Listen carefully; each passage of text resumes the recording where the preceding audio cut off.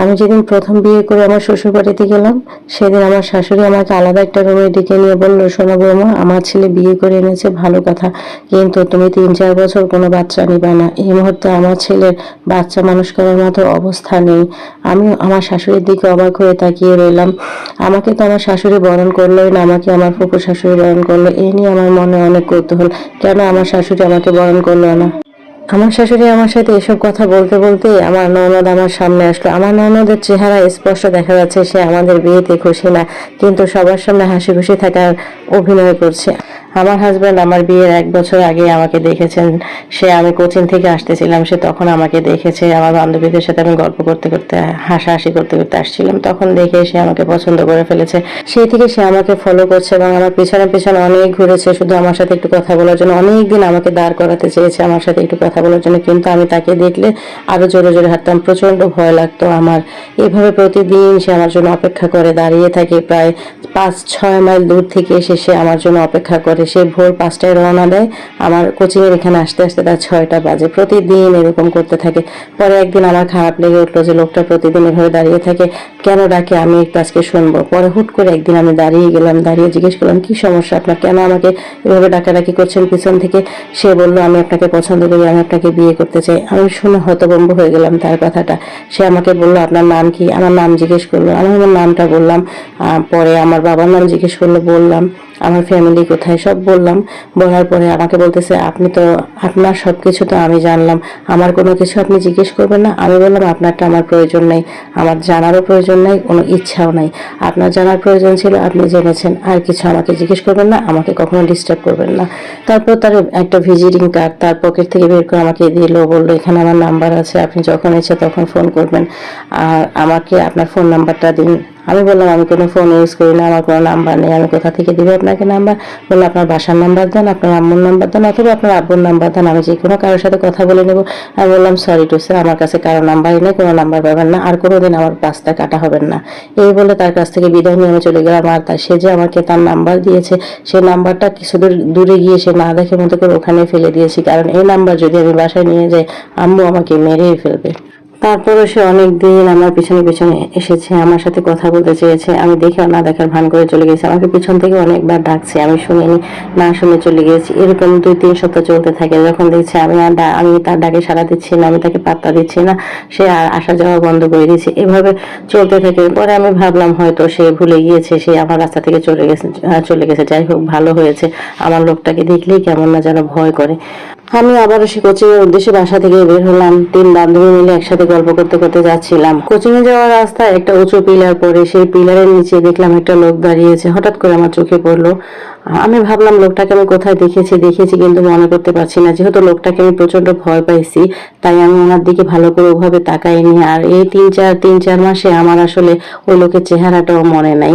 তারপরে যখন লোকটাকে দেখলাম, আমার কাছে মনে হলো লোকটাকে আমি কোথায় দেখেছি। আমার দিকেও তাকিয়ে আছে, অনেক দূর থেকে আমার দিকে তাকিয়ে আছে।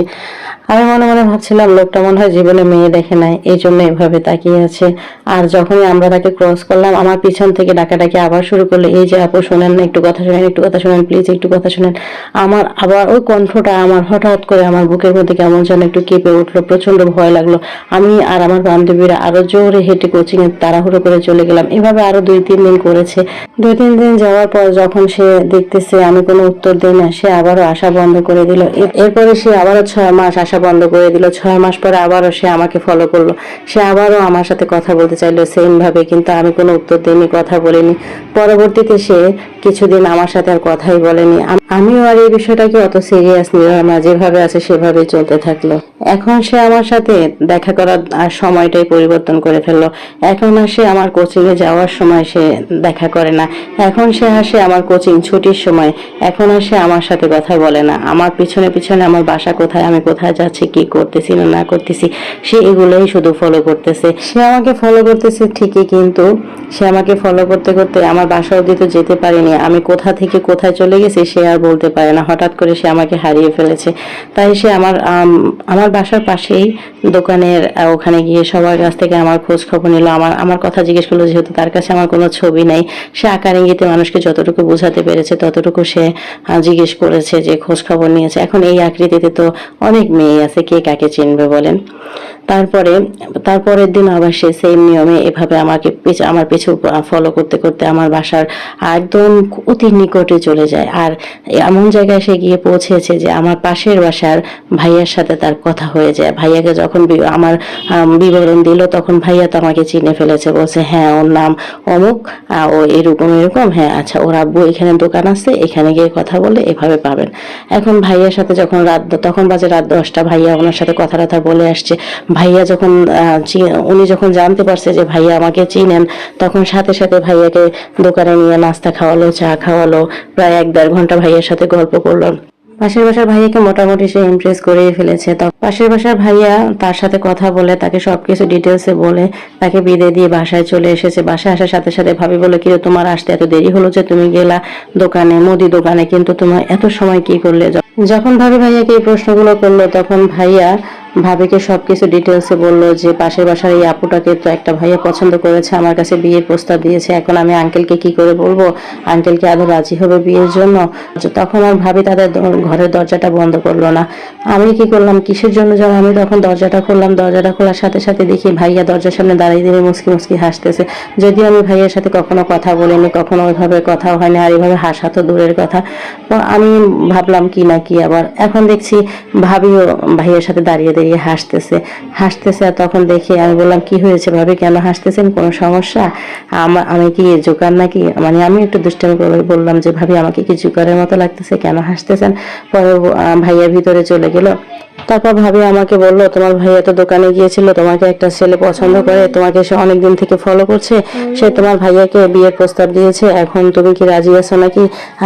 তখন আমাকে ছেলের বর্ণনা দিল। আমি বললাম, ভাবি আমার তো কোনো কথা নাই এখানে, আমার আব্বু যেটা বলে সেটা, আমার আব্বু যদি বলে হ্যাঁ এখানে হবে তাহলে এখানে হবে, আমি এই বিষয়ে কোনো কিছু বলতে পারবো না, আমার কোনো নিজস্ব কোনো মতামত নেই। ভাবিকে যখন এই কথা বললাম, ভাবি বললো ঠিক আছে, তাহলে আমি তোমার ভাইয়াকে দিয়ে আঙ্কেলের সাথে কথা বলাবো, দেখি আঙ্কেল কি বলে। এই বলে ভাবি তার রুমে চলে গেল, গিয়ে দরজা বন্ধ করে দিল। আমি আমার ঘরে ঢুকে দরজা বন্ধ করে দিলাম। পরের দিন ওই পাশের বাসার ভাইয়াই আমার বাবার দোকানের অ্যাড্রেস দেয় ওই লোককে, মানে আমার হাজবেন্ডকে, এখন বর্তমান আমার হাজবেন্ডকে। তখন আমার হাজবেন্ড আমার বাবার সাথে গিয়ে কথা বলে, আমার বাবাকে বাবার দোকানে নাস্তা করে, চা খায়, যেহেতু আমার বাবার নাস্তা রেস্টুরেন্ট, মোটামুটি ছোটোখাটো একটা রেস্টুরেন্ট। তো তখন ওখানে গিয়ে নাস্তা করার পরে আমার বাবার সাথে কথা বলে, খুব ভালোভাবে আমার বাবার সাথে কথাবার্তা বললো। তারপরে 1 দিন 2 দিন 3 দিন এভাবে প্রতিদিন আমার বাবার দোকানে যায়, বাবার সাথে কথা বলে, বাবার সাথে অনেক অনেক ফ্যামিলি বিষয় সবকিছু, মানে একদম খুবই, মানে বাবার মনের মধ্যে ঢুকে গেছে আমার হাজবেন্ড। এমনভাবে ঢুকেছে, মানে আমার বাবা তাকে আর, মানে একদিন দোকানে না দেখলে আমার বাবা তাকে ফোন দেয়, কি অবস্থা বাবা, কেমন আছো, তুমি আসতেছো না কেন, কি খবর না খবর, সব ঠিকঠাক আছে, তোমার বাসায় আব্বু আম্মু কেমন আছে, সবকিছু এভরিথিং খোঁজ খবর নেয়। এভাবে 2-3 মাসে আমার বাবার দোকানে আসা যাওয়া করে। পরে একদিন আমার বাবাকে বলেই ফেলে, আঙ্কেল আমি আপনার মেয়েকে পছন্দ করি, আমি আপনার মেয়েকে বিয়ে করতে চাই। এখন আমার বাবা একটু অবাক হয়ে তার দিকে তাকালো। তখন সে বলল যে আমি আপনার মেয়েকে আসলে 1 বছর ধরে ফলো করছি, কিন্তু আপনার মেয়ে আমাকে পাত্তা দিচ্ছে না, যার কারণে আমি নিরুপায় হয়ে আপনার কাছে এসেছি। এই যে আপনার দোকানে আসা যাওয়া করতেছি, নাস্তা খাচ্ছি, বসতেছি, আপনার মনের মধ্যে ঢুকতেছি, শুধু আমার উদ্দেশ্য একটাই, আপনার মেয়েকে আমি পছন্দ করি, আপনার মেয়েকে আমি বিয়ে করতে চাই। তখন আমার বাবা কিছুক্ষণ চুপ থাকার পরে, যেহেতু ছেলেকে আমার বাবার পছন্দ হয়েছে, তখন আমার বাবা বলল, ঠিক আছে তুমি তোমার ফ্যামিলি নিয়ে আসো, একদিন দেখি কথা বলে দেখি। আমার বাবা বলতে দেরি, সে তার মাকে 1 সপ্তাহ পরে নিয়ে আমাদের বাসায় চলে আসেন। আমি জানি না, তখন তো আমি জানতাম না কিভাবে সে তার মাকে নিয়ে এসেছে। তার মা আমাদের বিয়েতে রাজি ছিল না, তার মাকে কিভাবে যেন সে জোর করে ভুলিয়ে ভালিয়ে কিভাবে যেন নিয়ে এসেছে আমি জানি না। যেহেতু সে তার মায়ের একমাত্র ছেলে, তার মা তো তাকে ফেলতে পারবে না, তার কথার বাহিরেও তো যেতে পারবে না। বাধ্য হয়ে এক পর্যায়ে সে আমাদের বাসায় এসে আমাকে দেখে আমাকে পছন্দ করে। আমার বিয়ের প্রথম শর্ত ছিল, আমার বাবা আমাকে কোনো যৌতুক দিবে না, কোনো টাকা পয়সা দিতে পারবে না, কোনো কিছু দিতে পারবে না। আমার বাবার কথা হচ্ছে, আমার মেয়েকে শরিয়া মোতাবেক, সুন্নত মোতাবেক যে বিয়ে করবে সে করবে, আর যদি এইভাবে কেউ বিয়ে না করে, আমার মেয়ে সারা জীবন আমার কাছে থাকবে। তবুও আমি যৌতুক দিয়ে, কোনো টাকা পয়সা দিয়ে ইসলামের বিরুদ্ধে গিয়ে আমার মেয়েকে আমি বিয়ে দিব না। মেয়ে যখন বিয়ে হবে, মেয়ে আমার, মেয়ের জামাই যখন বিপদ আপদে পড়বে, তখন আমি আমার সামর্থ্য অনুযায়ী যতটুকু পারি তাদেরকে সহায়তা করব, কিন্তু কোনো টাকা পয়সা যৌতুক দিয়ে আমি আমার মেয়েকে বিয়ে দিব না। এই শর্ত যখন আমার শাশুড়ির সামনে, আমার হাজবেন্ডের সামনে আমার বাবা রাখলো, আমার হাজবেন্ড এক কথায় রাজি হয়ে গেল। কিন্তু আমার শাশুড়ি আমার বাবার সামনে কিছুই বলেননি। পরবর্তীতে তার ছেলেকে বলছেন, আমার একমাত্র ছেলেকে বিয়ে করাচ্ছি, আমি কি ফুল ফার্নিচার নিব না? আমি কি তাদের কাছ থেকে টাকা পয়সা নিব না? আমি কি এভাবে আমার ছেলেকে বিয়ে করাবো? তখন আমার হাজবেন্ড বলল, ওনারা তো এভাবে দিবে না, হয়তো ওনাদের আর্থিক কোনো সমস্যা আছে, তাহলে কেনই বা আমি এগুলো এগুলো নিব, দিচ্ছে না যেহেতু কি দরকার মা, আমি যদি আমার বোনকে ঘরে রেখে খাওয়াতে পারি, ভরণ পোষণ দিতে পারি, পালতে পারি, তাহলে আমি আমার বউকে কেন ভরণ পোষণ দিয়ে ঘরে রাখতে পারবো না? আর তখন আমার শাশুড়ি উঠিয়ে বলল, ঠিক আছে, তোমার শ্বশুরের যাতে কোনো কিছু দেওয়ার ক্ষমতা নাই, তোমার বউ তো যথেষ্ট শিক্ষিত, তুমি এখন আপাতত কাবিন করে রেখে দাও, বাবার বাড়িতে থাকুক, 1 বছর চাকরি করুক, চাকরি করে যে টাকা জমবে, যে টাকা হবে সেই টাকা দিয়ে আমার ঘরে ফুল ফার্নিচার এবং ফুল ব্যবহার আচার নিয়ে আমার ঘরে আসবে সংসার করার জন্য, নয়তো আমার ঘরে আমি মেয়েকে তুলবো না।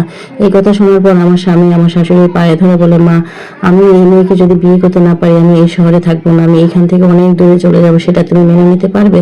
আমি তোমার একমাত্র ছেলে, আমার বাবাও নেই, আমি যদি এই শহর ছেড়ে চলে যাই, আমার বোনকে তোমাকে কে দেখবে? মা, তুমি আমার সাথে এত বড় অন্যায় করো না। এভাবে আমার শাশুড়িকে ব্ল্যাকমেল করে, ব্ল্যাকমেল করার পরে এক পর্যায়ে আমার শাশুড়ি রাজি হয়ে যায়, ঠিক আছে, তুই যা ভালো মনে করিস তাই কর। আমার স্বামীর মনে যে অন্য কিছু আছে সেটা আমি কখনোই বুঝতে পারিনি, আমার বাবাও বুঝতে পারেনি। আমার বাবা ভেবেছে হয়তো আমাকে প্রচন্ড রকম ভালোবাসে, তাই হয়তো এত পাগলামি করছে, না না হয় আমি এত সত্য দিয়েছি তারপরে এই বিয়েতে রাজি হতো না। তারপরে সে একদিন, তার মা যখন আমাকে গিয়ে পছন্দ করে আসে, তারপর তার চাচাদেরকে আসতে বললো, তার চাচারা একদিন আসলো, আমাকে রেস্টুরেন্টে দেখলো, দেখে এক দেখায় তার চাচারা আমাকে পছন্দ করে ফেলে। পছন্দ করার পরে সামনের দিকে বিয়ের কথাবার্তা এগোতে থাকে, এভাবে প্রতিনিয়ত কথাবার্তা চলছে। একসময় বিয়ের শপিং করলাম সবাই মিলে, শপিং করা শেষে তাকেও আমাদের বাড়ি থেকে শপিং করে দেওয়া হলো। আর আমার দাদু আমাকে প্রায় খোঁচা মারতো যে, হারে ছেলেটার সাথে একটু কথা বল, আর ছেলেটা কত হাঁকা নিয়ে আছে বুকের মধ্যে, তোর সাথে একটু কথা বলার জন্য তুই একটু কথা বলিস না, একটু ফোন দিয়ে কথা বল। পরে আমার দাদু প্রতিদিন আমাকে এভাবে ঠেলতে থাকে। তারপর আমার দাদু একদিন আমাকে কল দিয়ে আমাকে আমার কানে ধরলো, বলো কথা বল। আমি বললাম, হ্যালো, কেমন আছেন আপনি, কেমন আছেন, সালাম দিলাম, কেমন আছেন, আপনার পরিবারের সবাই কেমন আছে, ভালো আছেন নিশ্চয়ই, সবকিছু ভালো মন্দ সবকিছু শেয়ার করলাম। কিন্তু তখন যখন আমি তার সাথে কথা বললাম, তখন মনে হলো তার কেন জানি না সে একটু আপসেট হয়ে আছে, তার মন মানসিকতা ভালো নাই। আমার কাছে একটু কেমন যেন লাগলো বিষয়টা, যে আমি এতদিন আমি ফোন দিয়েছি, তার তো অনেক খুশি হওয়ার কথা ছিল, তাইলে তার মনটা খারাপ কেন? তখন তো আমি জানি না সে ফ্যামিলি প্রেসারে আছে, তার মা বোনের চাপে আছে, তার মা বোন আমাকে মেনে নিতে পারছে না তাদের বাড়ির বউ হিসেবে, সেজন্য এগুলো নিয়ে তাদের পরিবারে অনেক অশান্তি হচ্ছে, এই কারণে তার মন খারাপ, সেটা তো আমি বুঝতে পারিনি। যাই হোক, এই গল্পের দ্বিতীয় পার্ট পরের ভিডিওতে আসবে ইনশাল্লাহ। সবাই ভালো থাকবেন, আর গল্পটা কেমন লেগেছে অবশ্যই কমেন্টে সবাই জানিয়ে দেবেন। ধন্যবাদ সবাইকে, আসসালামু আলাইকুম।